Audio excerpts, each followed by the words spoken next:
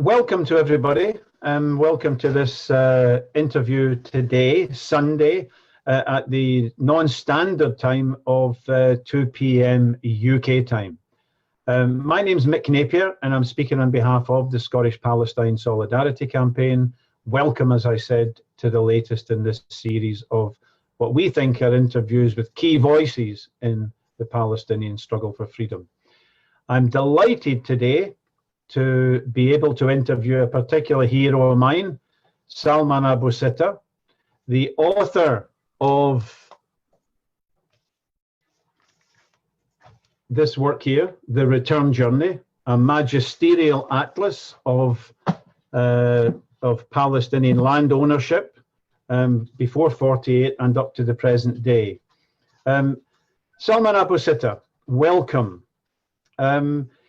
You were born in 1937.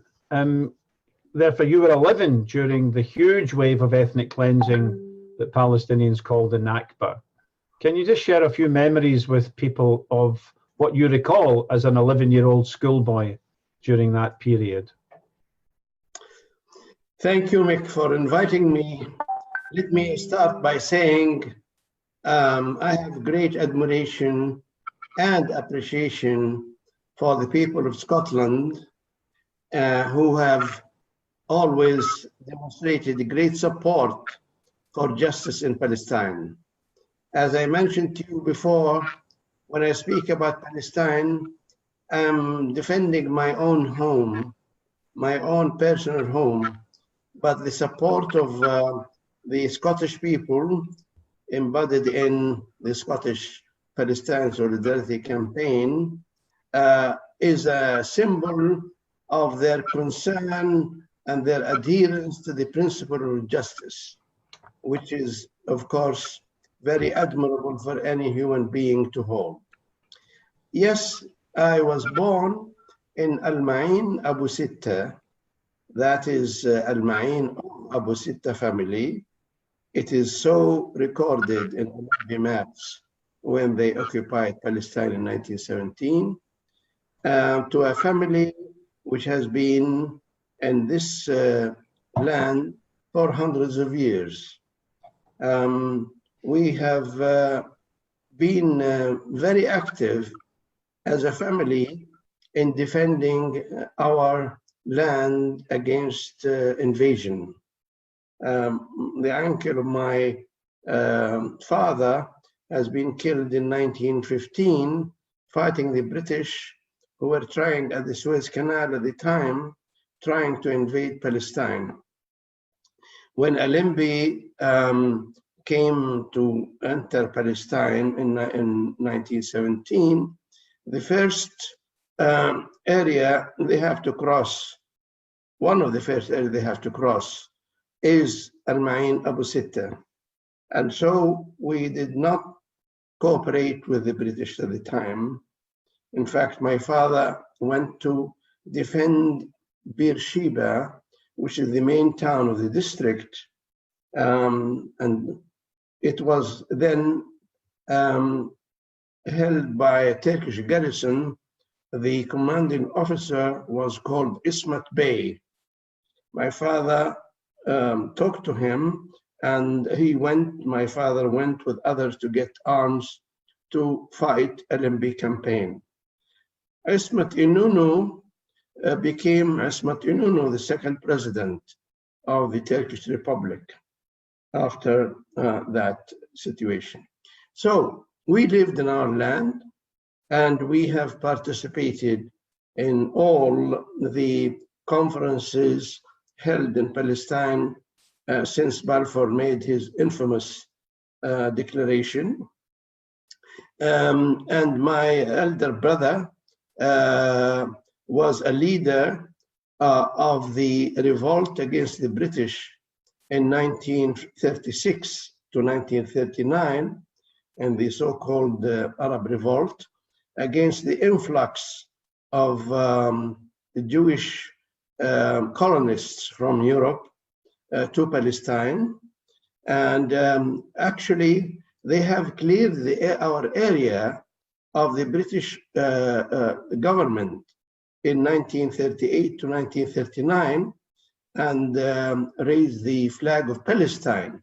So the British mandate was absent from Beersheba for 1 year due to the effort of the rebels against the British mandate, and led by many people, largely by my brother Abdullah. I can't hear you. Can I interrupt you, Salman? You said 1938-39 Palestinian armed resistance had established an area free of British garrisons. I was always led to believe that the Palestinian Revolt of 1936 was crushed by an alliance of Zionist militias and the British Army. But you're saying that the resistance continued at a high level for several years afterwards. Is that right? Well, it was certainly crushed, and I'll explain that in a most brutal manner. But in Beersheba district, which extended from Gaza to Al-Khalil, Hebron, they actually cleared the British away from that region for a year, from 1938 to 39. In fact, I talked to the officer who became later Sir Gawain Bell, who restored the authority of the British government in 1940. And he explained to me, yes, he came there because it was completely British free and run by Palestinian people for 1 year. Yes, the question of quashing the revolt with such brutality, for the first time in Palestine, British airplanes were used to drop bombs on villages and kill so many people indiscriminately. For the first time, the word collective punishment was known and used by the British. 15,000 people were injured in the years of the Palestinian Arab Revolt. Several have been hanged. Leaders have been either hanged or deported. All political parties have been deported.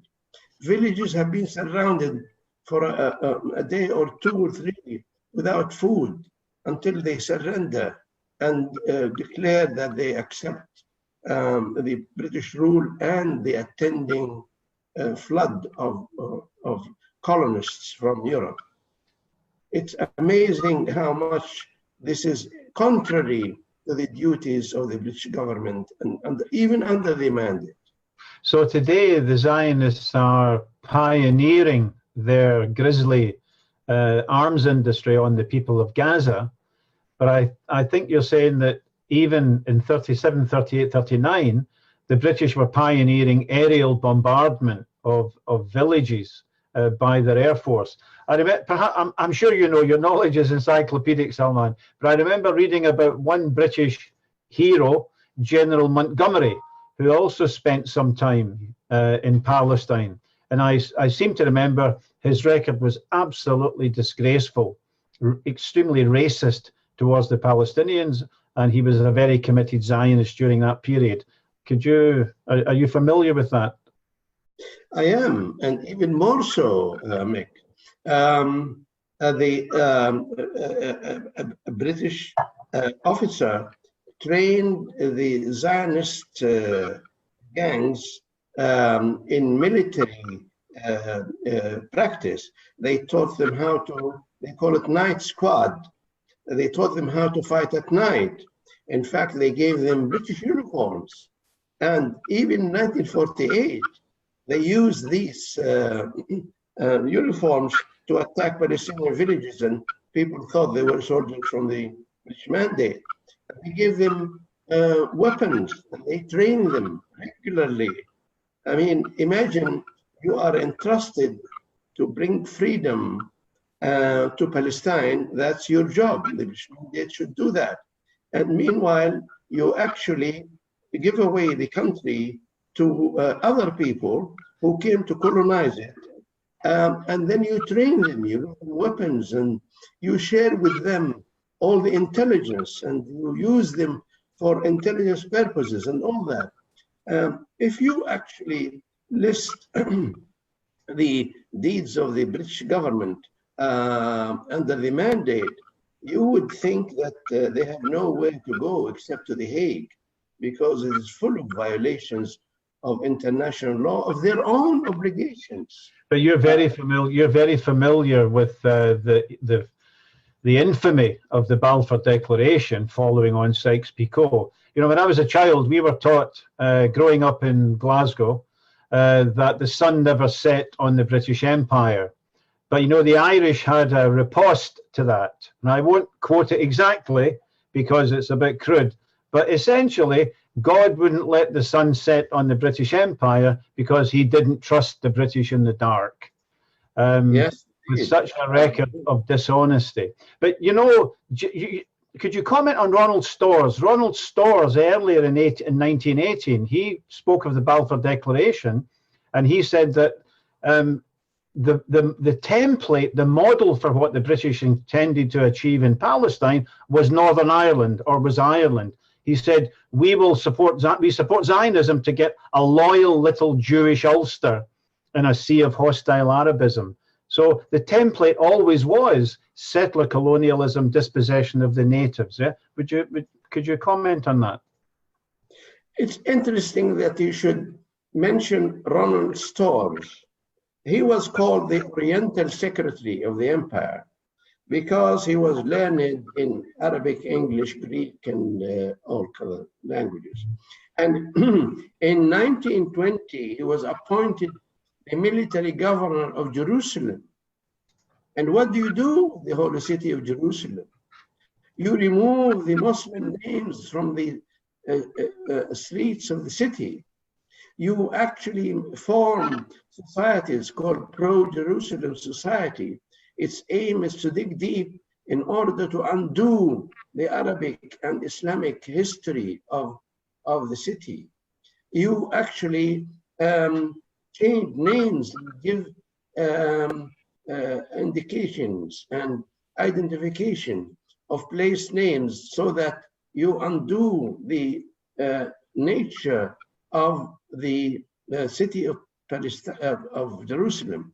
And I actually would tell him that Jerusalem is Palestinian longer than London is English. Palestinian is Jerusalem is Palestinian longer than London is English. Of course, you know that London is only 1,000 years old, as a London, of course. But Jerusalem has been lived in by its own people for unlimited time. Absolutely.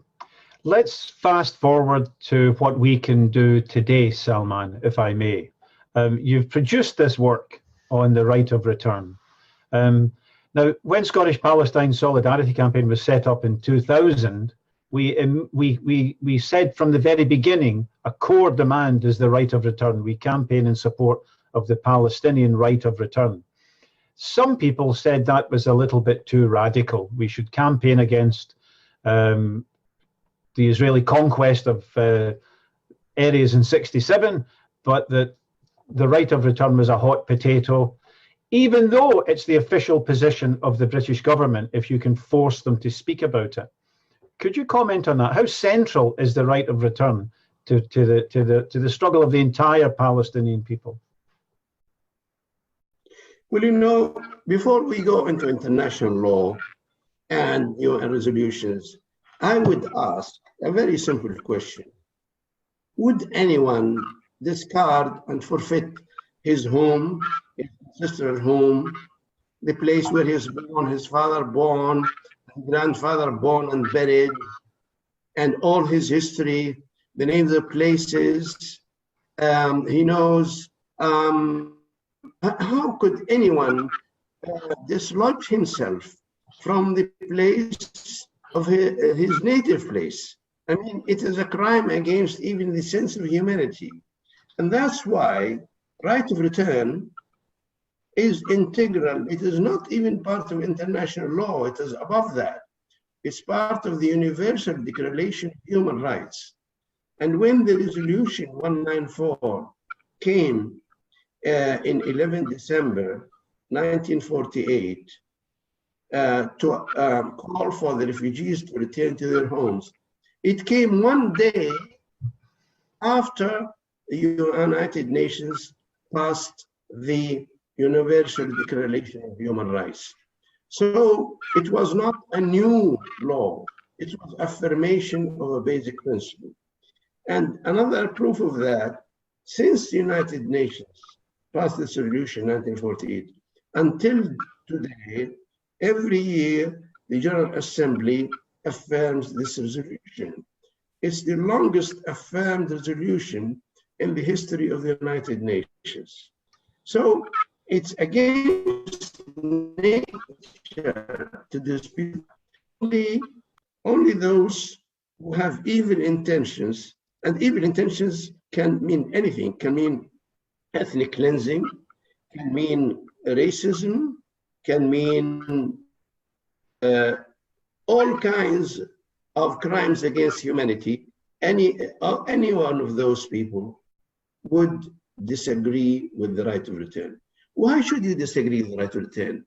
Your country, you have been expelled from 560,000 villages, and people are refugees. Some of them within sight of their village. Others, like in Gaza, behind the barbed wire, where they actually can see their homes across the barbed wires. Others across the borders, and they have never, since 1948, wavered in their insistence and determination to return. Why should they not return? Why should the Polish Jew and Russian Jew and Ethiopian Jew arrive at an airport in Palestine and say, I'm a Jew? They say, welcome, here is a passport, here is citizenship. And the people of the land he is staying there are still refugees. There is not, I can challenge that. There is not one single acre in the so-called Israel after 1948. It's not taken from us except by military force, not by any law, not by any agreement. But but wasn't some of it taken by fraud as well as violence? You know, in 1948, Zionist Jews claimed to control 6% of the land surface of Palestine, and then they seized by violence the overwhelming majority. But didn't they get some by, I mean, what's going on in Jerusalem today is fraudulent documents produced and so on. So sometimes by violence and sometimes by fraud. Would that be accurate, Salman? Absolutely. The 6% you mentioned, we can really trace that easily. It's explained in my publications and other people's publications.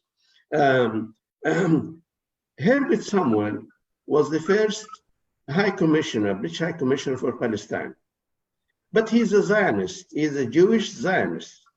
And imagine you are entrusting the wealth of the orphans to someone who's a thief.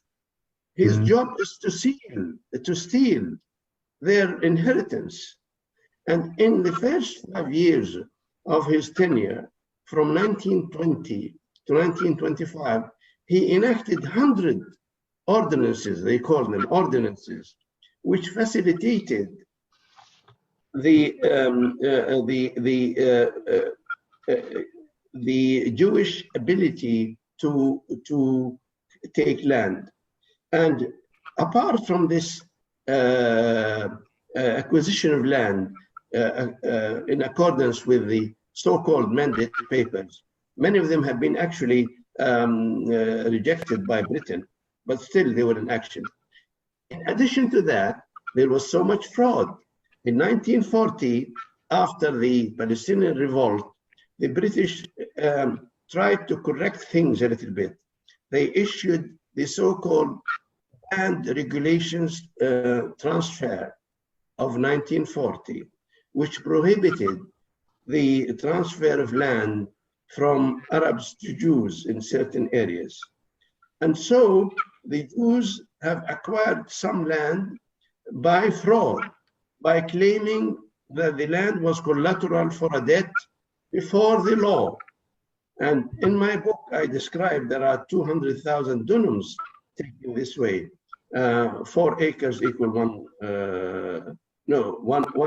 dunum is equal 1/4 of an acre. So there is a fraud. And now you are quite right in saying in Jerusalem, they take property, valuable property from someone who's found to be dead long time ago. And by the way, let me just say one thing, Mick. In the history of colonial movements anywhere, including the British, French, the Dutch, there is not a colonial movement like Zionism, which is bedridden by fraud, by lies, by falsification, by changing the facts, by all kinds of things. There is not a colonial movement ever had to use all these set of things. Why? Because the colonial movement of the Zionism is against history. It's against geography. How come people come from the ghettos of Poland and Russia and plant themselves in a place they have never have any connection with?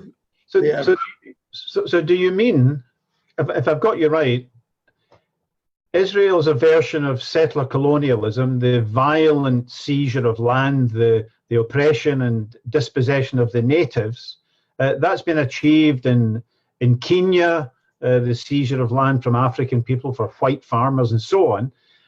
But there's a special problem for the Zionists because they are anachronistic, given the huge wave of anti-colonial struggles in the 50s and 60s. Yeah, they're out of time. Is that what I'm hearing you saying, Salman? Of course, all colonial movements have used various ways to justify themselves as being noble or being civilized or something. The Dutch waved the Bible in one hand and the gun in the other, but nobody actually have used these myths and misrepresentation like Zionism. They recruited God. Although they are atheists, the Zionist leaders were atheists, recruited God to say that God gave us the land, but I'm atheist. I mean, there are so many things like that which defies imagination, like saying Palestine is a land without people. Let me explain that for a moment, Mick. You heard this story, or the myth, since the 19th century, planted in the minds of the Western leaders, saying that Palestine is a land without people. And we believe that, we call it a myth. Actually, after a study, I changed my mind. It's not a myth, because the Zionist movement gave to the peace conference in Versailles in 1919 a map, of which I have, saying Palestine is a shepherd land. It has some sheep and shepherds. There's nobody there. Mm. And the colonial powers, Britain and France, agreed with them. Imagine, they agreed with them, although 15 years earlier or 20 years earlier, the British carried out a survey for 4 years in Palestine, and they made 26 maps and 10 volumes. And in that, they listed 1,200 towns and villages. They listed 10,000 place names. So they knew it was not a land without people.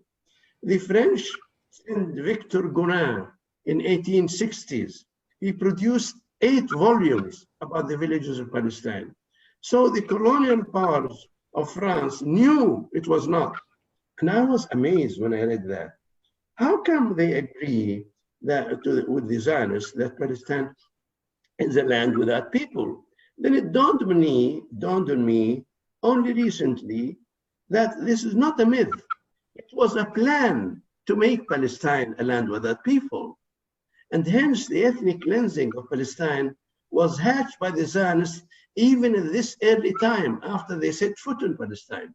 So the myth, Palestine is the land of the people, is actually a blueprint to make it a land without its own people and bring foreigners to replace them.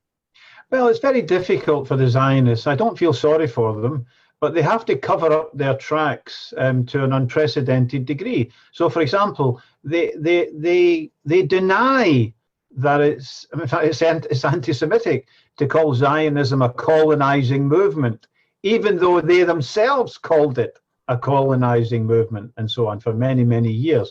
But you obviously are very familiar, but not everybody knows about, what was his name, Ahad Ha'am, the Zionist inspectors who were sent to Palestine and who said, yes, I love this phrase, the bride is indeed beautiful, but she's married to another man. That Palestine was indeed a very attractive place for Zionists, but hey, problem is, it's full of Palestinians. Yes, indeed. And now the common trick to make any criticism of the criminal practices of Israel to call this anti-Semitic.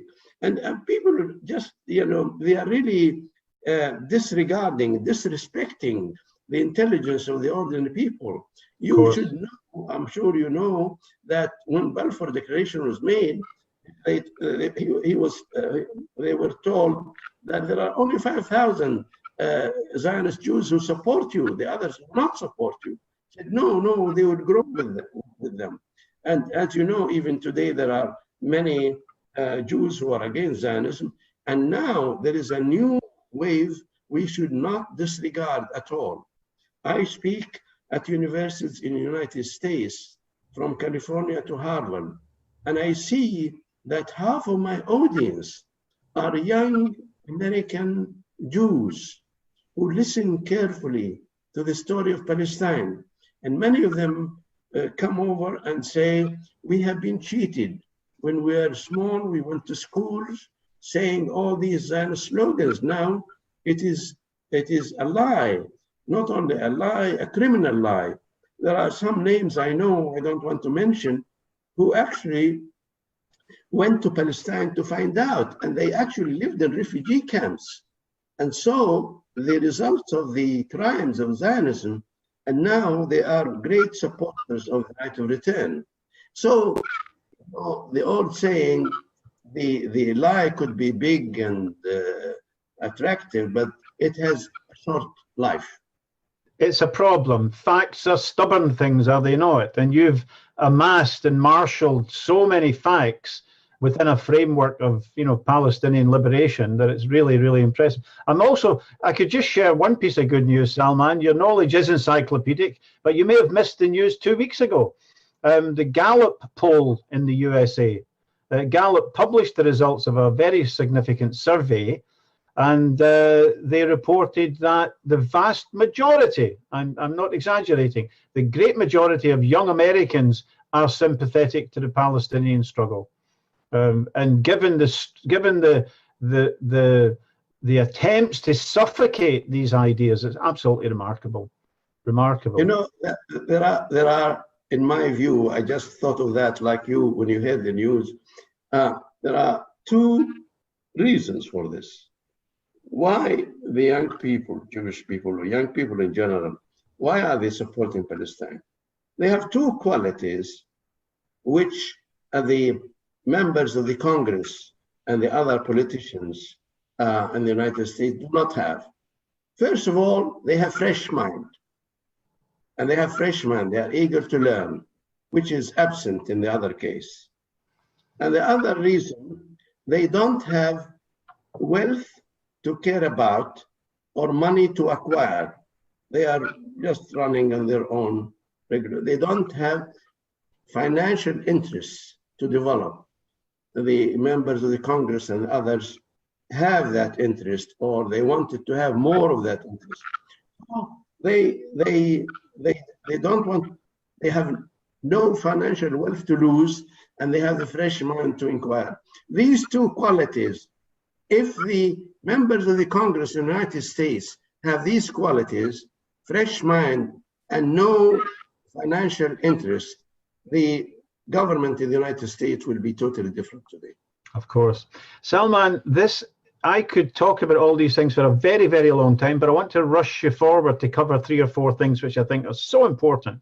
One is, in Palestine, I've spoken to a lot of people who know the village they came from, who are adamant that they must be conceded their right of return. They will not concede it. But very often, they do not know who at that moment in time controls their land that was stolen from them. So I speak to refugees in refugee camps, I used to, and they didn't know who actually controlled their own land, which of course they still own, stolen from them.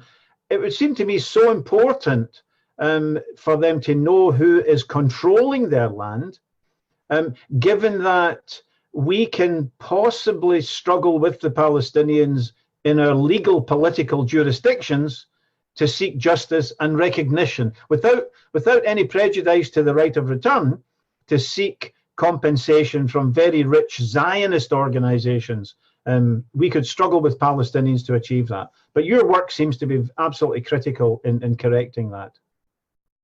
Well, I'm glad you mentioned that, because if they try to find out who actually took their land, who actually lived off on the land they have been expelled from, thank you for mentioning the Return Journey Atlas.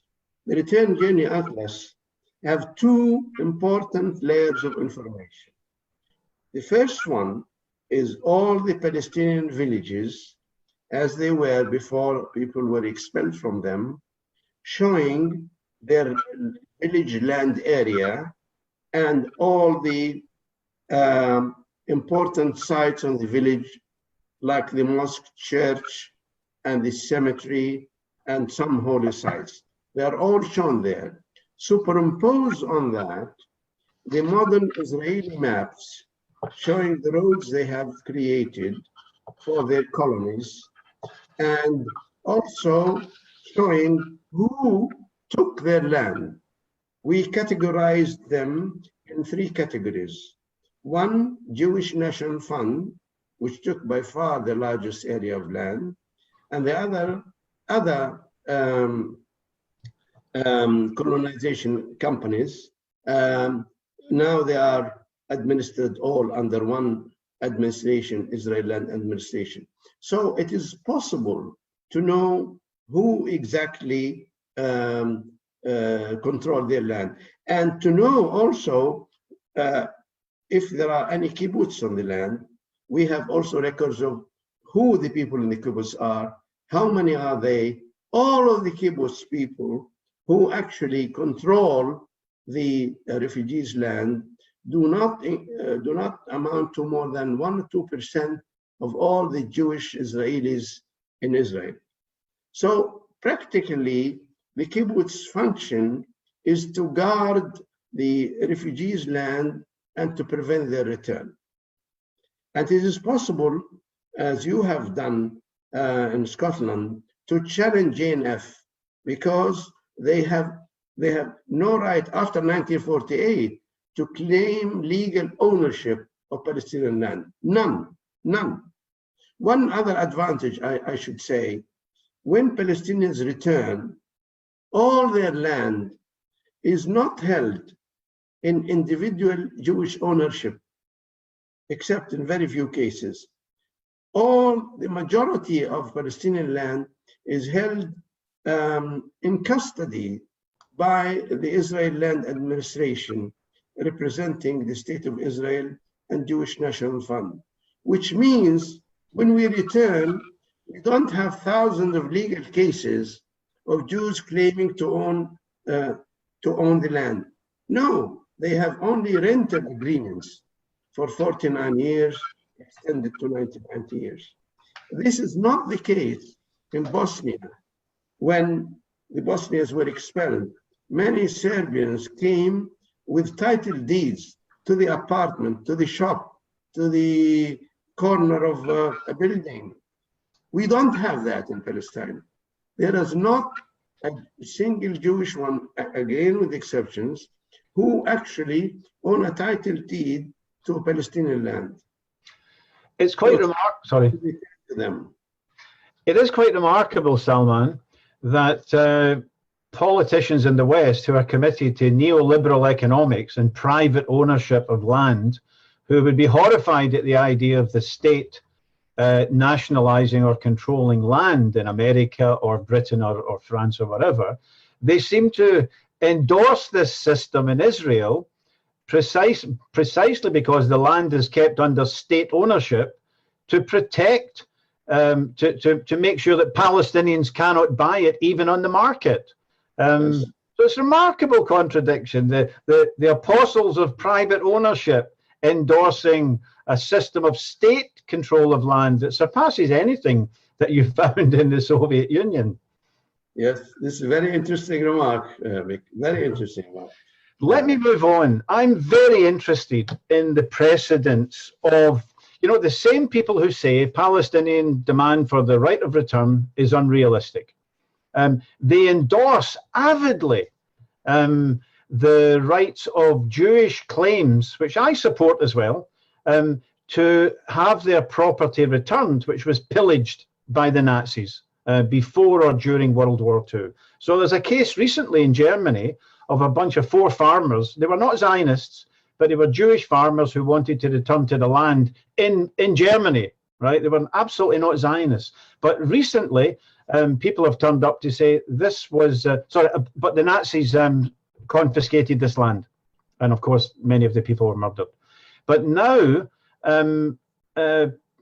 there's a fight in Germany because this land should now be returned to the descendants of the people who were expelled and from whom the land was confiscated. This is, I think, 1935. 48 is much more recent than 1935. And it seems to me that the precedent of land pillaged from Jews and others by the Nazis being restituted is something that we need to broadcast as well, to say, if it's good that the Palestinians are not the children of a lesser God, they have exactly the same rights as other peoples.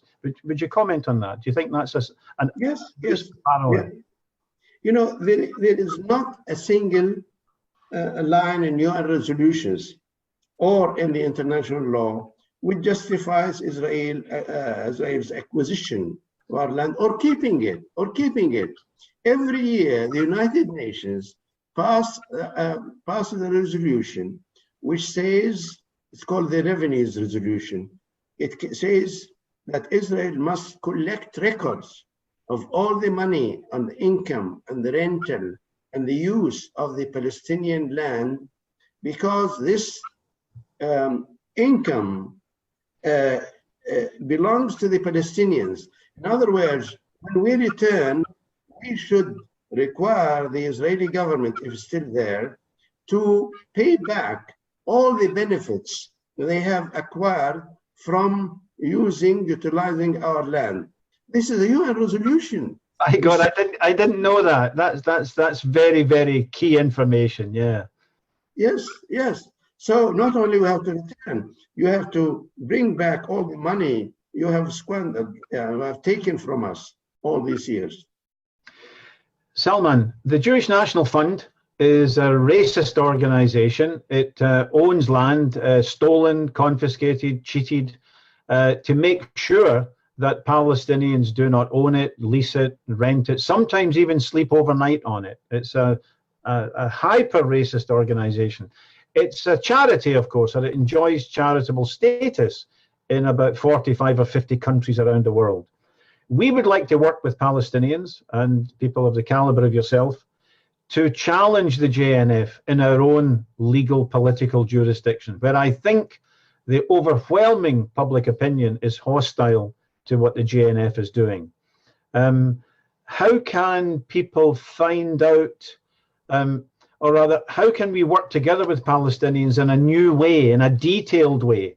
I mean, the Palestinian BDS campaign is absolutely amazing, but they issue declarations and we try to follow the spirit and the letter of that. It's a Palestinian-led movement at its core. But I think we also need to work in a more intimate and a more detailed and a more logistical way with Palestinians who can say the JNF controls my land, my family's land, and so that we, together with the Palestinians, can challenge them in Scotland and, of course, in Belgium, Brazil, Argentina, and so on. Could you comment on that? Indeed, this is a major case which could be launched against GNF. Why I say that? Because we have complete documentation on that. GNF was an active member which carried out war crimes. GNF directed the Jewish forces to take certain land which they wanted. GNF demolished villages after people were expelled. GNF actually was active in acquiring stolen goods and stolen properties from Palestinians.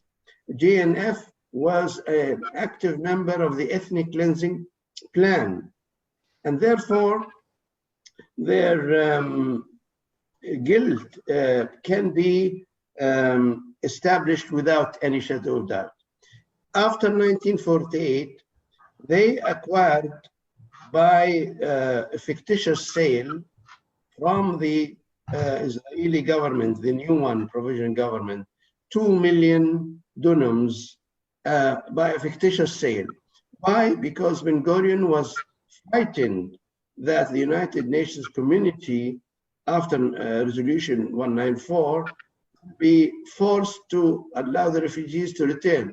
So he said, I'll give them away to an international organization all over the world where they cannot be reached. And this situation is still valid today. But in answer to your immediate question is, what can we do? We have now 8 million refugees. Their grandparents and parents, everyone has a stake in that. And so I would very much strongly recommend that every Palestinian, with your help, with the help of sympathetic people in various countries, 45 countries in which GNF exists, to sue GNF. It is not charity. It is a war criminal. You say, here is my land, here is my deed. I'm a refugee according to the United Nations. Why am I a refugee? Because I can show that my land is taken over by the Jewish National Fund. Not only that, that Jewish National Fund is now actually acquiring more money and more political support to continue the war crime of ethnic cleansing. It's not an event which ended in 1948. It's an event which you can see almost all those paid politicians rushing to their functions in order to support them to carry out ethnic cleansing. I want to say one thing. In all wars or all things, there has been ethnic cleansing, small or part. But all the efforts by GNF, all the efforts by politicians who support GNF are aimed at actually preventing ethnic cleansing to be eradicated. Actually, they are saying Palestinians should remain outside Palestine. Even the so-called deal of the century of Trump, the plan basically is that not only ethnic cleansing by Israel is correct, but we should perpetuate it forever by throwing the Palestinians away anywhere in the world except in their homes. So the case against GNF is one important battle by ordinary, honest people against GNF in their country. And I would only add, if I may, Salman, we need to support this Palestinian struggle for justice, not only because the Palestinians deserve it, not only because the British government started the whole dirty business, but because very dark forces around the world today are inspired by Israel. We see the new fascistic leader of Brazil, his first place that he visited was Israel. We see in Ukraine an army which contains an openly neo-Nazi battalion, the Azov battalion, is armed and equipped by Israel. So I think just as we are lifted by a successful struggle for justice, the worst elements in the world are lifted and enthused by Israeli successes and wish to emulate. They see the ethnic cleansing of Palestine as a model for what they would like to achieve. So I think we need to see this as a harbinger of something that could spread, that has spread. Any comments? My faith is, in spite of all difficulties, that justice will prevail. There are always enough good people with good conscience in the world to stand for justice. I know it will take time, but to do something unjust is like holding a pyramid in its apex, not in its base. You can hold it, but you need two strong shoulders to hold it in this unnatural position. You can do that as long as your arms are strong. One day your arms will be weak, and then the only natural way for the pyramid to stay for thousands of years is on its base. And its base is called one word, it's called justice, and it will prevail. Salman, I'm very aware of I've been behaving very badly. I forget for a minute that it's Ramadan and you're fasting in the heat of the Gulf, and I'm gulping coffee in front of you as if to taunt you. So I do apologize. It was very thoughtless of me. But I've got a question before you go, if I may. It's from Khalid Khalil. He's a Palestinian living here in Scotland. He's actually secretary, I know, of the Palestinian Community Association. And his question is to you, Salman. For Palestinians who don't have the title deeds to their property, but they know they were ethnically cleansed. For example, he says, here's the question. For Palestinians who don't have deeds, where can they start if they want to start a case against the JNF? And if it's in Haifa, I know his family were driven out of Haifa, does that mean it's considered, is it going to be particularly difficult because of that? And do Palestinian owners are they still able to assert a strong claim? And the second question is, I know you can handle two questions at the same time, from a woman in Glasgow, an activist. Would you agree that another factor which has influenced the rise in pro-Palestinian support among young Jews is the use of social media? They're able to obtain free information freely that in the past perhaps generations could not achieve so freely. So a question from a Palestinian about how to begin, inspired by what you've said, and a question from Safi in Glasgow. Do you think social media has played a role in allowing young people to access information which perhaps earlier generations couldn't? If you could answer those questions and make some concluding remarks, Salman, we'd be very grateful. Yes, thank you very much. The first question, I would tell our Palestinian friend, rest assured, every acre in Palestine is fully registered. There are 450,000 landowner records in the United Nations. We have in Palestine Land Society, which you can see our website, we have records of Palestinians in Palestine. There is no problem of identifying the ownership of Palestinians in Palestine.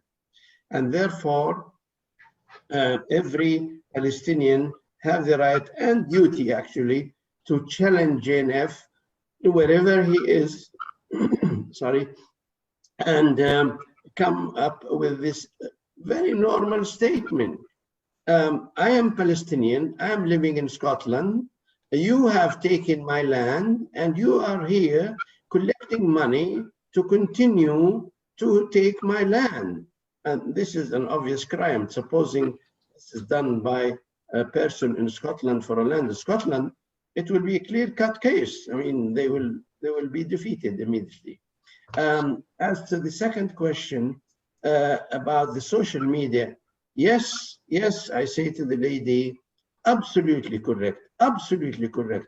I often say that in 1948, the Israelis committed more than or about 70 massacres and atrocities in Palestine. Who reported that to the West? New York Times and Reuters and so on. Who were the correspondents of these news agencies. They were Jews who were supporting Zionism. So they deliberately concealed the information from them. It took months and months for the United Nations to know about the massacres in Palestine. The first mention by Bernadotte of the existence of refugees was in August, but they were expelled since January 1948. Now, thanks to social media, those criminals could not hide. In Gaza today, there are 10,000 correspondents to the media everyone who has a mobile, he will, take a picture of a demolished home. So this is my home, it's demolished. My name is so, I lost my family. So the Israelis or the Zionists are really in real trouble now. They really cannot hide. Yesterday, there has been a demonstration in London of several thousand people. I mean, how did they know this? Because the barrier, the monopoly of Zionism on the media, which it controls, still controls, have been broken to a large extent, or some extent. Of course, I listen to the BBC every morning to find out what people are being told, but I have to go on social media to find out what's happening. Salman, it's a great honor to have you here. Perhaps sometime in the future we can invite you to come to Scotland and speak to a workshop, a conference on this issue of the right of return, where we can organise in detail the detail of a programme of taking on the JNF again. But I want to thank you very much, Salman, for speaking. We will act on the information that you've shared. I do think, by the way, you mentioned another atlas just before we went on air, Salman. I want to urge everybody viewing to make sure their library orders a copy of The Return Journey. Edinburgh, Glasgow, Scotland, Timbuktu, libraries should have a copy of The Return Journey to be available to Palestinians and other people. It's absolutely amazing volume. And of course, every Palestinian home should have one. But Salman, you mentioned another atlas. Could you refer to that again before you leave us? You showed me a cover, an even more comprehensive volume. Well, thank you very much for this information. I believe strongly that the correct information or the wider information makes justice. I produced the bigger atlas called the Atlas of Palestine, 1917 to 1966, and it contains 1,600 towns and villages, 34,000 historical and holy sites in Palestine, 55,000 names, and there are lots and lots and lots of maps and papers and research in our website called Palestine Land Society in Arabic and English, www.planz.org.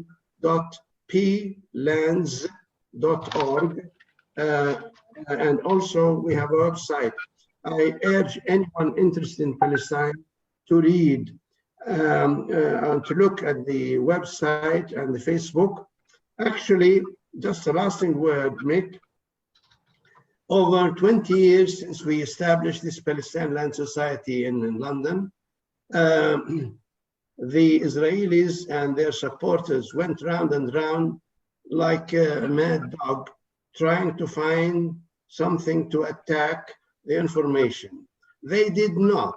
Benny Morris wrote 3 volumes about the Atlas of Palestine and could not find anything to show that it was wrong. He said, why is he writing about that? Does he want to rebuild Palestine again? Indeed, I want to rebuild Palestine again. Thank you very much. Salman, thank you very much. It's a real pleasure and an honor. When I speak to people about what's happening there, the Zionists, of course, are very good at throwing sand in people's faces, rhetorically. But if what happened to the Palestinians were to happen to Scots or Belgians or Lithuanians or anybody, they would fight back. Of course, they would resist. And we would ask our children and grandchildren to continue to fight back. So, Salman, what can I say? It's a real pleasure, and we look forward to working with you, using your expertise to sharpen our legal and political weapons against the JNF here in Scotland. So we look forward to working together, and once again, a heartfelt thank you to Salman Abu Sitta. I think your work is absolutely amazing. Thanks again, Salman. Thank you very much, Mick. Thank you with all my heart, and my sincere greetings to all the people of Scotland who support Palestine. They know how it is. That is why we are in the same fight together. Thank you so much. I don't know much Arabic, but la shukr ala wajib. Thank you very much, Salman. Thank you. Thank you very much. Friends, that was Salman Abu Sitta, the author of The Return Journey, and this even more comprehensive and powerful atlas of land ownership by Palestinians, theft by Zionists, and information on who has controlled that land. That information is going to be very, very important when we raise our game in terms of BDS. Just a couple of quick announcements, if I may. I think it's quite important to point out that, bear with me a second. No, that's not it. Here. The Zionists organise. This is an appeal. This was a workshop held a few years ago in Glasgow area to deal with BDS. And in the foreground here, there is an Israeli diplomat and an Israeli minister from the government. I'm not sure which is which, but I'm pretty sure these two are an Israeli diplomat and an Israeli minister who came to the Zionist workshop in Glasgow with this Christian fundamentalist founder of Glasgow Friends of Israel. His name's Nigel Goodrich. He's actually politically a fascist, I think. He was recently outed participating in a very dark Facebook group, which included many other people who were openly neo-Nazis. But he's the founder of Glasgow Friends of Israel, and he brought together the various different groups to strategize about how to defeat the rising BDS campaign, the movement worldwide. If anybody can identify these two characters, I would be very grateful. But the main point also is that they organize, and we need to organize as well. We have a public opinion that's broadly sympathetic. We have political parties who generally cave in to the Zionist and pro-Israel lobby, but we need to organize together. So look, if you want to help Palestinians to seek justice in Scotland, please get in touch. Not to come and support a demonstration, but to roll up sleeves and do some research and do some organizing and make sure that we can make a difference. So thanks very much, friends. It's a real pleasure to speak to all of you. It's a massive honor to have Salman Abu Sitta here for an interview today. We'll bring you more key Palestinian voices over the weeks to come. Please look at the Scottish PSC website, and you'll find and Facebook pages, and you'll find information about future events. So once again, Mick Napier here from the Scottish Palestine Solidarity Campaign, thanking you for joining us. Goodbye.